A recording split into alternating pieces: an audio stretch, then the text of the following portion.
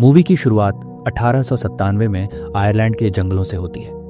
रात में दो लोग आंखों पर पट्टी बांधकर एक तीसरे आदमी के बताए रास्ते पर चलते हुए एक खुली कब्र तक पहुंचते हैं। वहां वे एक औरत को रस्सी से बांधकर उल्टा यानी अपसाइड डाउन जिंदा दफन कर देते हैं। लेकिन आंखों पर पट्टी बंधी होने के बावजूद भी उस औरत को दफनाते ही उन्हें भ्रम होने लगता है। अचानक रास्ता बताने वाला आदमी अपना मानसिक संतुलन खोकर पत्थर की दीवार पर सिर पटकने लगता है। दूसरा आदमी भी डरकर वहां से भागने लगता है, लेकिन एक छोटी बच्ची उसे तलवार मारकर रोक देती है। मरने से पहले वह आदमी बच्ची को बताता है कि वे उस औरत को कैद करने में कामयाब हो गए हैं, लेकिन यह सुनकर बच्ची बिल्कुल खुश नहीं होती। इसके बाद कहानी लगभग 100 साल आगे बढ़कर 1999 में पहुंच जाती है, जहां एक इन्फ्लुएंसर्स की टीम, जिसमें एक फेमस इन्फ्लुएंसर नेसा, उसका बॉयफ्रेंड ऑस्टिन, उसका असिस्टेंट सीन, उसकी दोस्त ऑरला और उसका बॉयफ्रेंड लॉर्कन शामिल हैं, आयरलैंड के एक पुराने एस्टेट में वीकेंड वेकेशन के लिए पहुंचती है। नेसा इस ट्रिप को अपने सोशल मीडिया कंटेंट के लिए इस्तेमाल करना चाहती है। कुछ देर बाद नोरा नाम की एक महिला वहां आती है और उन्हें उनके बुक्ड हाउस की चाबी देती है। वह बताती है कि अगर कोई ज़रूरत पड़े तो वह पास के फार्म हाउस में ही रहती है। घर देखकर सभी एक्साइटेड हो जाते हैं और ऑस्टिन तुरंत फोटोशूट की प्लानिंग शुरू कर देता है। नेसा भी अपना कंटेंट बनाने लगती है, लेकिन ऑरला बिल्कुल शांत और परेशान दिखाई देती है। नेसा उसे समझाती है कि उसे इस मौके का पूरा फायदा उठाना चाहिए, इससे उसे जिंदगी में आगे बढ़ने का भी नया रास्ता मिलेगा। इसी बीच ऑरला के फोन से 1 साल पुराना मैसेज चलता है।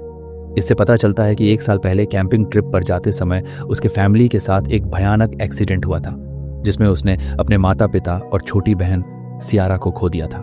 उस हादसे के बाद से ऑरला अभी तक उस सदमे से उभर नहीं पाई है। इधर ग्रुप का फोटोशूट जारी रहता है। नेसा अपने ब्रांड नेसेंशियल्स के लिए फोटोशूट कर रही होती है और चाहती है कि हर पिक्चर परफेक्ट हो। इसी बीच पूरा ग्रुप देखता है कि ऑरला जंगल की ओर टहलने जा रही है, तो सब उसके साथ निकल पड़ते हैं। रास्ते में सीन ऑस्टिन को बताता है कि ऑरला 1 साल पहले सोशल मीडिया पर काफी पॉपुलर थी, लेकिन एक्सीडेंट के बाद उसकी जिंदगी पूरी तरह बदल गई। अब वह डिप्रेस्ड और लोगों से दूर रहती है। वहीं नेसा और ऑरला के बॉयफ्रेंड लॉर्कन के बीच की बातचीत से पता चलता है कि वे लोग ऑरला को डिप्रेशन से बाहर निकालने के लिए ही इस ट्रिप पर लाए हैं। इसी दौरान ऑरला अचानक जंगल की एक मिस्टीरियस टॉम्ब जैसी जगह पर पहुंच जाती है। सीन बताता है कि इसे पोर्टल डोलमेन यानी एंशिएंट सेल्टिक टॉम्ब कहा जाता है। ऑस्टिन को यह जगह फोटोशूट के लिए परफेक्ट लगती है, इसलिए नेसा वहां अपने ब्रांड नेसेंशियल्स का नाम लेकर फोटोज खिंचवाने लगती है। इसी बीच सीन और लॉर्कन को टॉम्ब पर उकेरा हुआ नाम दिखाई देता है, डियर्क ड्यू, लेकिन किसी को इसका सही मतलब नहीं पता होता। इसी बीच अचानक ऑरला को वहां लटकी एक चीज से कुछ विस्पर्स सुनाई देने लगती है। जब वह उसे छूती है तो उसकी उंगली में एक नुकीली चीज चुभ जाती है और खून की एक बूंद जमीन पर गिर जाती है। अगले ही पल ऑरला को ऐसा भ्रम होता है जैसे नेसा फोटोशूट करवाते हुए टॉम्ब से नीचे गिर गई हो। ऑरला बुरी तरह डर जाती है।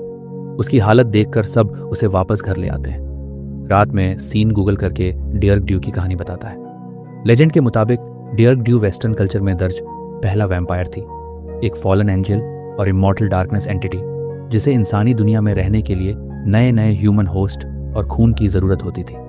उसे कभी मारा नहीं जा सकता था, सिर्फ ग्रेव में हेड फर्स्ट दफन करके पत्थरों और हॉथॉर्न बुशेज से कैद किया जा सकता था। अगर कोई उस जगह के बहुत करीब चला जाए जहां डियर्क ड्यू कैद है, तो वह उसकी डार्क पावर्स की रीच में आ सकता है। सीन डरावने अंदाज में कहता है कि अगर किसी ने गलती की तो डियर्क ड्यू एक दिन वापस जरूर आएगी। सीन की कहानी सुनकर सब डर जाते हैं, लेकिन फिर सीन ही कहता है कि यह सिर्फ एक मिथ है।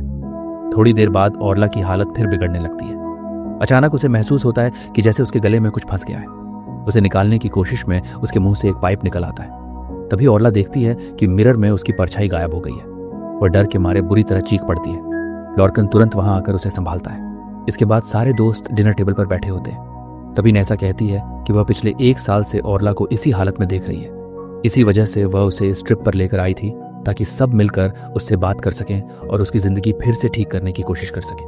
वह ऑरला को दोबारा इन्फ्लुएंसिंग शुरू करने के लिए समझाती है। वह बताती है कि ऑरला पहले पॉपुलर थी और अगर वह अपने अकाउंट से दोबारा शुरुआत करे तो फिर से सक्सेसफुल हो सकती है। इसमें वे सब भी उसकी मदद करेंगे। लेकिन ये सब सुनकर ऑरला को गुस्सा आ जाता है। वह आरोप लगाती है कि नेसा उसे अपने फेक प्रोडक्ट्स और डाइट पिल्स बेचने के लिए इस्तेमाल करना चाहती है। वह नेसा के पूरे इन्फ्लुएंसर लाइफस्टाइल को फेक बताती है, फिल्टर्स, लाइक्स, फोटोशॉप और चाइना से मंगाई गई डाइट पिल्स तक। फिर ऑरला दुखी होकर अपने अतीत का दर्द बताती है। एक्सीडेंट के बाद डॉक्टर्स ने उसे बचाने के लिए उसके गले में होल करके लंग्स में ट्यूब डाली थी ताकि उसे जबरदस्ती सांस लेने के लिए मजबूर किया जा सके। तभी नेसा गुस्से में उससे कहती है कि अगर वह खुद को सबसे ज्यादा समझदार और बाकी सबको फेक मानती है तो अपने आर्म्स पर बने सेल्फ हार्म के निशान दिखाए और बताए कि अगर उसे किसी की मदद की जरूरत नहीं है तो वह खुद को क्यों हर्ट कर रही है। ओरला बताती है कि वह अपनी फैमिली को खोने के लिए खुद को जिम्मेदार मानती है और इसी वजह से उसने सुसाइड करने की कोशिश भी की थी, लेकिन वह ऐसा करने की हिम्मत नहीं जुटा पाई। लॉर्कन भी ओरला को समझाने की कोशिश करता है कि नेसा सही कह रही है। अगर ओरला दोबारा ऑनलाइन आकर इन्फ्लुएंसिंग शुरू कर दे तो शायद उसकी जिंदगी फिर से बेहतर हो सकती है, लेकिन ओरला गुस्से में वहां से बाहर चली जाती है। इसके बाद नेसा भी उदास होकर एक वीडियो में अपना असली साइड सामने रखती है। वो बताती है कि उसका पूरा इन्फ्लुएंसर लाइफस्टाइल दिखावे पर टिका है। उसके फिल्टर्स, लाइक्स और फोटोशॉप सब फेक है। उसका प्रोडक्ट भी असल में सिर्फ एक मल्टीविटामिन है, जबकि उसकी डाइट पिल्स कोई मिरेकल पिल्स नहीं बल्कि विहान से मंगाई गई डायूरेटिक्स है। नेसा मानती है कि इन्फ्लुएंसर की दुनिया में टिके रहने के लिए उसे रिस्क्स लेने पड़ते हैं और जो करना पड़ता है। उसके हिसाब से उसके पास कोई दूसरा रास्ता नहीं है और आखिरकार ओरला को भी यह समझना होगा। लेकिन वीडियो पोस्ट करने से पहले ही अचानक पूरे घर की बिजली और फोन सिग्नल दोनों चले जाते हैं। तभी घर के बाहर उन्हें एक अजीब औरत दिखाई देती है। वह लगभग नेकेड, बुरी तरह घायल और बेहद खराब हालत में होती है। सब लोग उसे संभालकर घर के अंदर लाते हैं, लेकिन तेज रोशनी से उसे तकलीफ होने लगती है, इसलिए ऑस्टिन तुरंत लाइट्स बंद कर देता है। सारे लोग उसे समझने की कोशिश करते हैं, लेकिन वह अचानक नेसा पर झपट पड़ती है और उसे काटने की कोशिश करने लगती है। सब लोग मिलकर किसी तरह उसे बाथरूम में बंद कर देते हैं।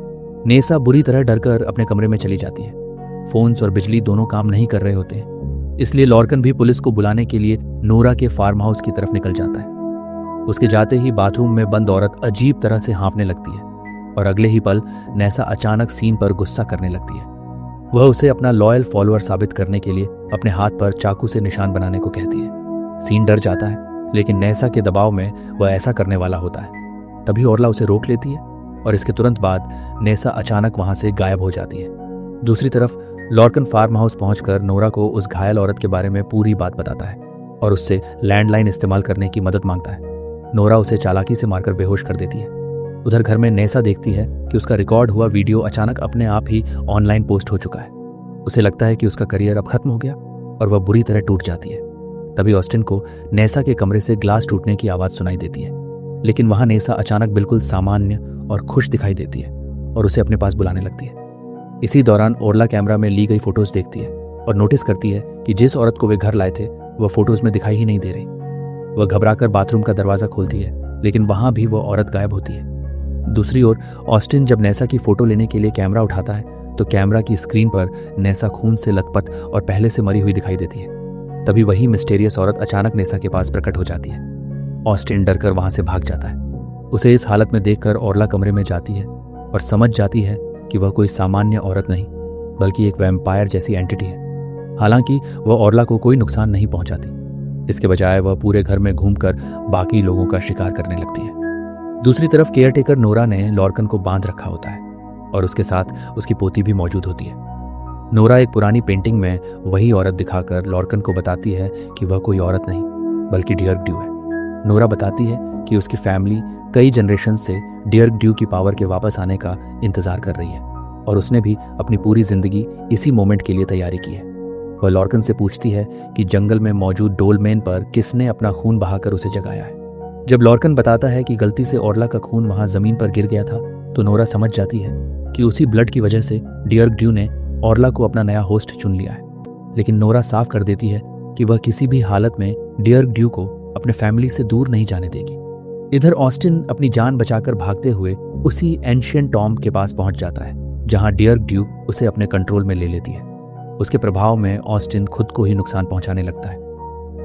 इधर नोरा भी अब घर पहुंच जाती है और ओरला से उस एंटिटी के बारे में पूछने लगती है। वह उसे पूरी सच्चाई बताती है कि डियर्क ड्यू कोई साधारण वैम्पायर नहीं बल्कि एक फॉलन एंजल है जिसे गॉड की ग्रेस से निकाल दिया गया था। लेकिन नोरा और उसकी फैमिली के लिए वह कोई इविल एंटिटी नहीं बल्कि उसकी सुपरनैचुरल पावर एक गिफ्ट है। नोरा बताती है कि डियर्क ड्यू सदियों पहले उसके एक एंसेस्टर के साथ बॉन्ड कर चुकी थी। जिस वुमन से वे आज मिले थे उसके अंदर उस एंसेस्टर और डियर्क ड्यू दोनों की मौजूदगी अभी भी है।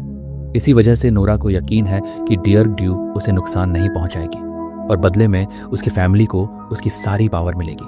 नोरा बताती है कि उसकी फैमिली ने डियर्क ड्यू को वापस लाने के लिए लंबे समय से रिचुअल्स और सैक्रिफाइसेस किए थे, लेकिन इस बार वह ओरला की वजह से वापस आई है। डियर्क ड्यू को एक नए ह्यूमन होस्ट की ज़रूरत होती है और इस बार उसने ओरला को चुन लिया है। वह उसके साथ बॉन्ड करना चाहती है। ये सुनकर ओरला डर जाती है और साफ कहती है कि वह डियर्क ड्यू का होस्ट नहीं बनना चाहती, लेकिन नोरा भी कहती है कि वह किसी भी हालत में डियर्क ड्यू को अपने ही खून में रखेगी। नोरा बाहर जाकर अपनी पोती के हाथों डियर्क ड्यू को एक पुरानी ड्रेस दिलवाती है और बताती है कि उन्होंने इसे उसके लिए सालों से संभाल कर रखा है। डियर्क ड्यू वह ड्रेस पहन लेती है। नोरा अपनी पोती को नया होस्ट चुनने के लिए मनाने की कोशिश करती है ताकि डियर्क ड्यू की ताकत हमेशा उनके ही खून में रहे, लेकिन डियर्क ड्यू नहीं मानती। वह नोरा की पोती का खून पी जाती है और फिर नोरा को भी मार डालती है। इधर ओरला नोटिस करती है कि डे लाइट ही डियर्क ड्यू को रोक सकती है, इसलिए वह सीन से सभी लाइट्स को डे लाइट सेटिंग पर करके विंडोज की तरफ पॉइंट करने को कहती है। तभी सीन को ऐसा इल्यूजन होता है कि ओरला लॉर्कन से फोन पर बात करते हुए उसके खिलाफ प्लान बना रही है। उसे लगता है कि ओरला और लॉर्कन उसे यहीं छोड़ देंगे ताकि डियर्क ड्यू उसे मारने में बिजी रहे और वे दोनों भाग सकें। ओरला यह भी कहती है कि नेसा सीन को पसंद नहीं करती थी। इस इल्यूजन में आकर सीन खुद को बचाने के लिए ओरला को एक कमरे में बंद कर देता है। ओरला उसे समझाने की कोशिश करती है कि उसने जो कुछ भी सुना वह रियल नहीं है, लेकिन सीन उसकी बात नहीं मानता। तभी डियर्क ड्यू सीन के दिमाग से खेलना शुरू करती है। सीन को नेसा और ऑस्टिन बिल्कुल नॉर्मल दिखाई देने लगते हैं, जैसे कुछ हुआ ही नहीं। नेसा फिर से फोटोशूट करवा रही होती है और सीन को प्यार से अपना राइट हैंड मैन कहकर उससे सारी लाइट्स सेट करवाने लगती है। ओरला उसे समझाने की कोशिश करती है कि नेसा रियल नहीं है और यह सब डियर्क ड्यू का बनाया हुआ इल्यूजन है, लेकिन सीन पूरी तरह इल्यूजन में फंस जाता है। जब तक ओरला ताला तोड़कर बाहर निकलती है, सीन अनजाने में सारी लाइट्स का कलर बदल चुका होता है। डे लाइट सेटिंग हटते ही डियर्क ड्यू उस पर हमला कर देती है। सीन रहम की भीख मांगता है, लेकिन डियर्क ड्यू उसका भी खून पीकर उसे मार डालती है। इस बीच लॉर्कन किसी तरह नोरा के फार्म हाउस से एक पुरानी तलवार लेकर वापस घर पहुंच जाता है। बाहर उसे ऑस्टिन दिखाई देता है, जिसकी दोनों आंखें निकली हुई होती हैं। ऑस्टिन लॉर्कन को समझाता है कि डियर्क ड्यू को ओरला चाहिए और उसे रोका नहीं जा सकता। डियर्क ड्यू का पुराना शरीर अब सड़ने लगता है। ओरला किसी तरह एक लाइट से उसे रोकने की कोशिश करती है, लेकिन तभी पता चलता है कि वह डे लाइट नहीं है। लॉर्कन उसे भागने के लिए चिल्लाता है तो ओरला भागकर एक कमरे में छिप जाती है, लेकिन डियर्क ड्यू उसके पीछे पहुंच जाती है। अब डियर्क ड्यू ओरला के सबसे बड़े गिल्ट का इस्तेमाल करती है। पहले उसके मृत पिता दिखाई देते हैं और उसे उसकी फैमिली की मौत के लिए जिम्मेदार ठहराते हैं। ओरला समझ जाती है कि यह रियल नहीं है और अपनी आंखों पर पट्टी बांध लेती है, लेकिन फिर उसकी माँ दिखाई देती है और उसे वही ट्रॉमेटिक सीन दोबारा दिखाती है जिसमें उसकी माँ आग में जल रही थी। इसके बाद उसकी बहन सियारा दिखाई देती है। ओरला पहले उसे भी इल्यूजन समझती है, लेकिन सियारा उसे गले लगाकर कहती है कि वह सच में रियल है और आखिरकार उसने ओरला को ढूंढ लिया है। ओरला रोते हुए कहती है कि उसे उसकी बहुत याद आई। सियारा उसे बताती है कि डियर्क ड्यू के पास उसकी फैमिली को वापस लाने की पावर है, लेकिन इसके लिए ओरला को डियर्क ड्यू के साथ बॉन्ड करना होगा। वह समझाती है कि यह डेथ विदाउट डाइंग है। ओरला को असल में मरना नहीं पड़ेगा, बल्कि वह डियर्क ड्यू की पावर लेकर रिबॉर्न हो सकती है और अपने खोए हुए फैमिली को वापस ला सकती है। ओरला डरकर मना कर देती है, लेकिन सियारा उस पर दबाव डालती है और कहती है कि फैमिली की मौत के लिए ओरला खुद जिम्मेदार है और डियर्क ड्यू के साथ बॉन्ड करना उसकी सजा है। तभी ओरला समझ जाती है कि उसके सामने असली सियारा नहीं है। वह कहती है कि उसकी असली बहन उससे प्यार करती थी और उसे कभी इस तरह ब्लेम नहीं करती। इसके बाद वह उस इल्यूजन को रिजेक्ट कर देती है। तभी डियर्क ड्यू खुद ओरला के सामने आकर उसे पकड़ लेती है। ओरला किसी तरह भागने की कोशिश करती है। इधर ऑस्टिन लॉर्कन को भी मार देता है। अब ओरला समझ जाती है कि उसे होस्ट बनने के लिए विलिंग होना जरूरी है। वह बार बार कहती है कि वह डियर्क ड्यू को नहीं चाहती, लेकिन डियर्क ड्यू अपनी पुरानी होस्ट के रूप में आकर उसे समझाती है कि अगर ओरला उसके साथ बॉन्ड कर ले तो उसकी खोई हुई हर चीज़ वापस मिल सकती है। उसे सिर्फ हाँ कहना होगा। वो ये भी बताती है कि उसका अपना समय खत्म हो चुका है और अब ये गिफ्ट ओरला का है। इसके बाद वह दिन के उजाले में जलकर राख हो जाती है और डियर्क ड्यू की पावर का फैसला ओरला के हाथ में छोड़ देती है। थोड़ी देर बाद लॉर्कन होश में आकर ओरला को जगाता है। तभी पता चलता है कि ओरला ने आखिरकार डियर्क ड्यू का नया होस्ट बनना स्वीकार कर लिया है। इसके साथ ही उसे डियर्क ड्यू की सारी पावर मिल जाती है और उसकी खोई हुई फैमिली के साथ लॉर्कन भी वापस आ जाता है। इसी के साथ मूवी यही खत्म होती है। उम्मीद है आपको कहानी अच्छी लगी होगी। कहानी अच्छी लगी हो तो चैनल को सब्सक्राइब कीजिए। Thank you.